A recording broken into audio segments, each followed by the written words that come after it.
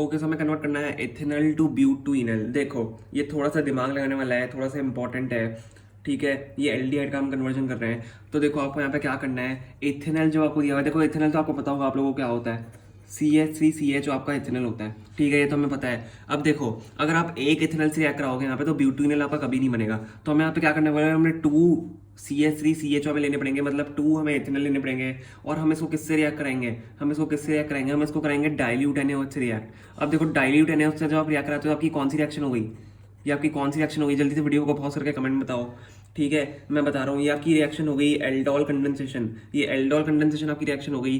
तो आप यहाँ पे क्या करते हो, आप 2 इथेनॉल आपने लिए, उसको आप डाइल्यूट NaOH से अगर रिएक्ट कराते हो, ठीक है, तो आपका क्या बन जाता है, CH3CH, यहाँ पे आपका OH जुड़ जाएगा, CH2CHO, ठीक है, ठीक है, आपका ये हो जाएगा। अब जब आप क्या करोगे, इसको जब हीट करोगे, जब आप इसको हीट करोगे तो आपका क्या हो जाएगा, हीट करने पे आपका ये CH3CH डबल बॉन्ड CHO भी हो जाएगा, ठीक है। अब मैं देखो आपको, अगर आपको ये समझ में नहीं आ रहा है तो मैं आपको एक बार बता देता हूँ ये हुआ कैसे है। हम इसको डायरेक्ट ही कर लेते हैं, ठीक है। यहाँ पे देखो 2CH3CH तो आप इसको कैसे लिख सकते हो, 2CH3CH को आप कैसे लिख सकते हो, CH3CH में यहाँ पे H यहाँ पे नीचे दे रहा हूँ और O, ठीक है। CH3C डबल बॉन्ड होगा यहाँ पे, CH3C double bond O plus CH3CH यहाँ पे नीचे होगा और डबल बॉन्ड O।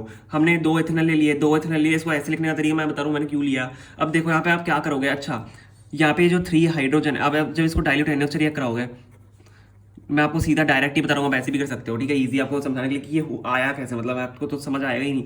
अब देखो यहाँ पे क्या किया हमने, यहाँ पे जो 3 हाइड्रोजन है इसको ऐसे लिख सकते हो आप, एक हाइड्रोजन यहाँ पे रहने दो और 2 हाइड्रोजन यहाँ पे नीचे ले लो, ठीक है। 3 ही तो हाइड्रोजन बचे यहाँ पे, ये 3 ही तो हाइड्रोजन बचे, CH यहाँ पे और 2 नीचे हाइड्रोजन आ गए। अब यहाँ से आप क्या करो, ये आपके पास 2 इथेनॉल है, ये 2 इथेनॉल है, ये आपको दिख रहा है, ये H2O है।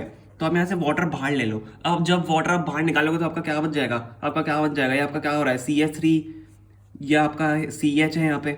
अब ये डबल बॉन्ड है यहाँ पे, ठीक है, CH3CH डबल बॉन्ड है यहाँ पे, प्लस हम कर रहे हैं, हमने H2O बाहर निकाल लिया, CH है यहाँ पे CH है, और यहाँ पे आपका क्या है, CHO है। ये आपका क्या बन गया, ये आपका यही तो बन गया, देखो। तो ये मतलब ये करने का तरीका है, ये डाइल्यूट NaOH। देखो आप डाइल्यूट NaOH को, और सॉरी यहाँ पे आप हीट भी लिखो, यहाँ पे आपको हीट भी करना पड़ेगा इसको। तो आपने 2 स्टेप एक साथ लिख लिया, डाइल्यूट NaOH से रिएक्ट कराने के हीट, फिर उसके बाद हमें हीट करना है। तो आपको 2 इथेनॉल लेना है, आपको डाइल्यूट NaOH से रिएक्ट कराना है, तो फिर और जब आप हीट कराओगे इसको तो आपका ये बन जाएगा। तो ये मेथड थोड़ा सा आपको हार्ड लग रहा होगा क्योंकि ये 2 स्टेप्स में हो रहा है, तो आप उसको सिंगल स्टेप में भी कर सकते हो।